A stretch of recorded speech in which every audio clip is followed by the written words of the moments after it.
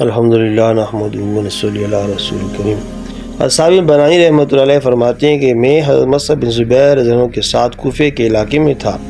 ایک باغ کے اندر چلا گیا کہ 2 رکعت پڑھ لوں۔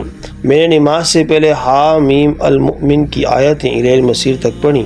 اچانک دیکھا کہ ایک شخص میرے پیچھے ایک سفید خچر پر سوار کھڑا ہے جس کے بدن پر یمنی کپڑے ہیں۔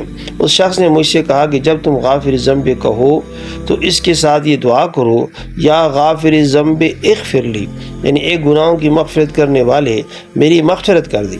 اور جب تم پڑھو یا قابل التوبہ تو یہ دعا کرو، یا قابل التوبہ اقبل توبتی، یعنی اے توبہ کرنے والے میری توبہ قبول فرما۔ پھر جب پڑھو شدید العقاب تو یہ دعا کرو، یا شدید العقاب لا تعاقبنی، یعنی اے سخت عقاب والے مجھے عذاب نہ دیجیے۔ اور جب یا ذوالطول پڑھو تو یہ دعا کرو، یا ذوالطول تل علیہ بخیر، یعنی اے انعام و احسان کرنے والے مجھ پر انعام فرما۔ ثابت بنانی رحمۃ اللہ علیہ کہتے ہیں یہ نصیحت اس سے سننے کے بعد جو ادھر دیکھا تو وہاں کوئی نہ تھا۔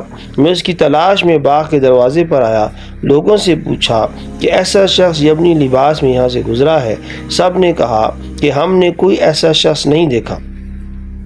ثابت بنانی رحمۃ اللہ علیہ کی ایک روایت میں یہ بھی ہے کہ لوگوں کا خیال ہے کہ حضرت الیاس علیہ السلام تھے، دوسری روایت میں اس کا ذکر نہیں۔ جزاک اللہ خیرا۔